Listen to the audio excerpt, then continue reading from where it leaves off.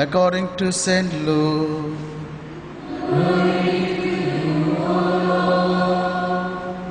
Chapter 10, verses 17 to 27.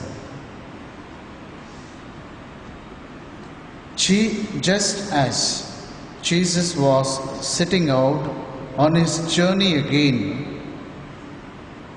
a man ran up, knelt before him and asked, "Good Master, what must I do to receive eternal life?"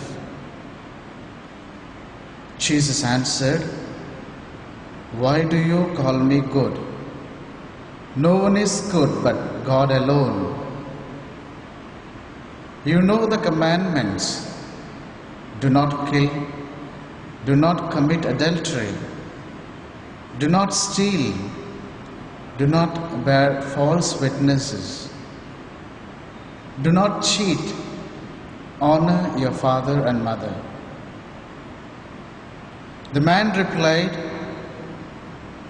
"I have obeyed all these commandments since my childhood."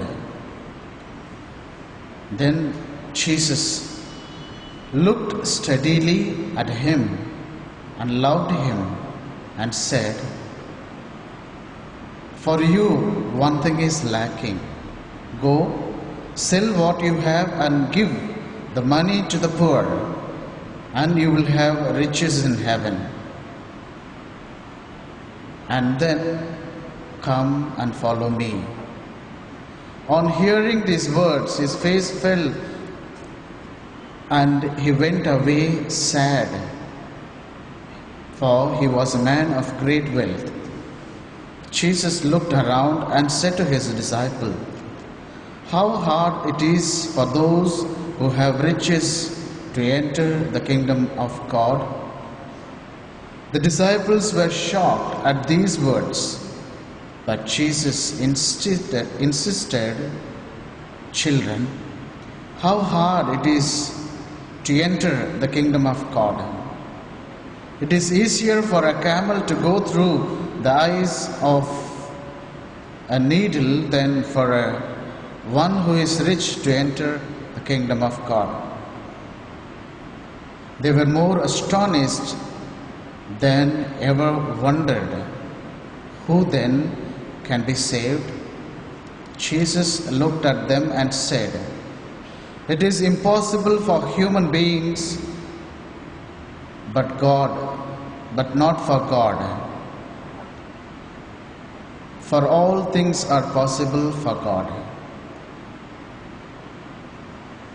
And my dear brothers and sisters, the Holy Gospel of our Savior Jesus Christ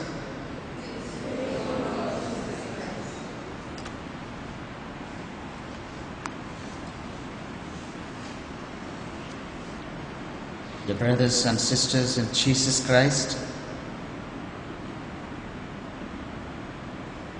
Then Jesus looked steadily at him and loved him, and he said, "Go, sell what you have and give the money to the poor, and you will have riches. Come and follow me." Are you all tired? Are you all tired? Tired of listening to brothers preaching from morning, non-stop preaching, almost 2.5, 3 hours? Anybody is tired? I can stop preaching now, because I should not trouble against your tiredness, and otherwise it will go in vain, whatever we speak and whatever we hear. Suppose, for example, if you are working in a company, or if you are in the school as a student, all of you are student today, and suddenly a peon comes to your classroom and asks, "Come on, so and so person is called by principal, sister or father or anybody. How will I feel?" Mother Mary also had invitation. Greetings she heard. What she thought suddenly? What kind of greeting it might be, no? What kind of greeting it might be? Suddenly, Angel Gabriel coming and telling Mother Mary, "Hail Mary, full of grace, She must have thought what kind of greeting it might be. Then all these things he said. He told her what are the things she's supposed to do and receive. And the same way we also will feel what kind of call it must be. Why principal is calling? Maybe I must have done something wrong, or I may have to do something more in my studies, or something else is lacking in my behavior, or am I going to be awarded for whatever that I have done? So a lot of questions we can ask. And today Jesus is calling this young man, come and follow me. How he must have told in a bold voice, come and follow me, or he could have told in gentle way to him, come my dear friend, sell all your things and follow me. Of course it must be the voice of good shepherd, the voice of good Samaritan who is more compassionate, who is more loving. But this rich young man was not ready to accept these greetings. He was not happy with these greetings because he is not ready to leave the possession that he had. As the rich young man, the other parable Jesus is telling, rich man is filled with in all his grains. He stored and kept, and told his soul, let my soul rejoice and enjoy forever as long as I live on earth. But God says him, you fool, tonight you will be perished.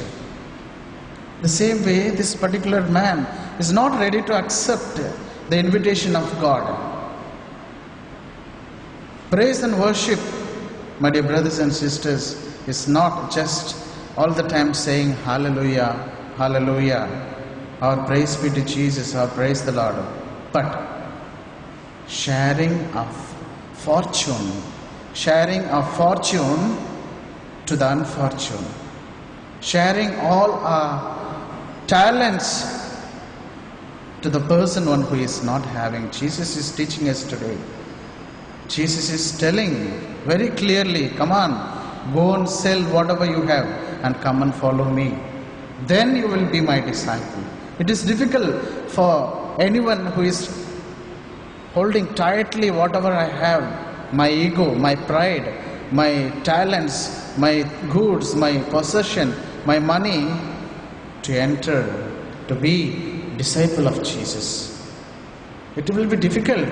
Camel can enter into the eye of a needle, not the person who is having all these things. But take away all this bad qualities, bad habits. It is in the gospel only the money is mentioned, the possession is mentioned that he is holding. But for our spiritual nourishment, for our spiritual improvement, we can take all kind of evil activities. Jesus is calling us today, my dear brothers and sisters, to leave all those things and to come and follow me. Sharing of our talents becomes praise and worship. Sharing of our money becomes praise and worship. Sharing of our knowledge becomes praise and worship.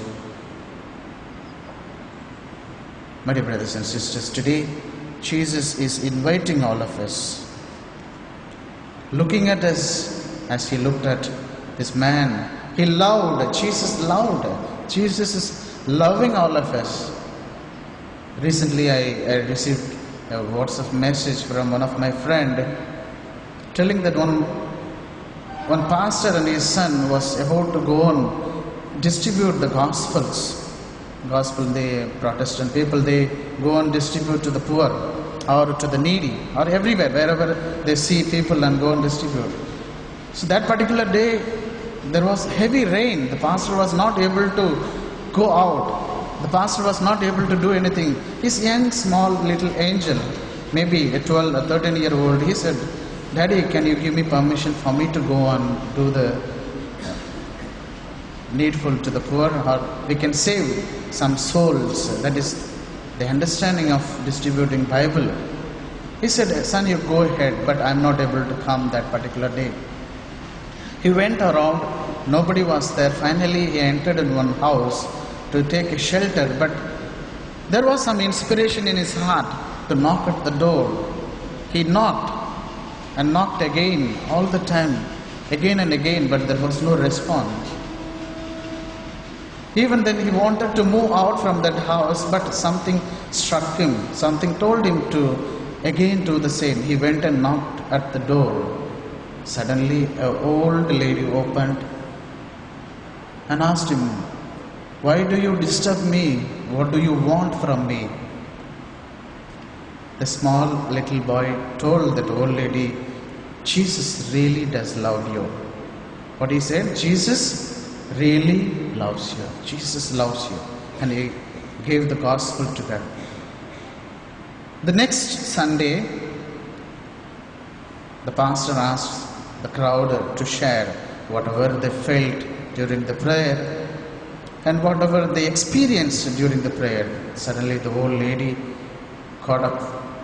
She was not part of that particular church, but even then she got up and told everybody, Jesus really loves all of you. Jesus really loves all of you. How? There was no one to help her. There was no one to care for her. Her husband died recently. The children are away from the house. She was starving for the food. When this little angel came and told that Jesus really does love her, please accept the invitation. And that particular moment, this old lady was about to hang herself. She was trying to hang herself. That is why she was not opening the door. And this word, Jesus really does love you, Jesus loves you, made her to think again what kind of greetings this might be, what kind of invitation this might be. And she felt that Jesus really loved her. Otherwise she could have hanged and she could have died. But dear brothers and sisters, she witnessed this little angel, the boy, made her to come back to my life and accept the invitation of God to live some more days. The word Jesus really loved has a powerful message to this old lady. She lived some more years. That is the story which I heard. Even the other day when I met a young man with full of the marks in whole of his body. What is that called? The green that the youngsters are nowadays they are putting? Tattoos. Yes, full tattoos. He put here one, and everywhere.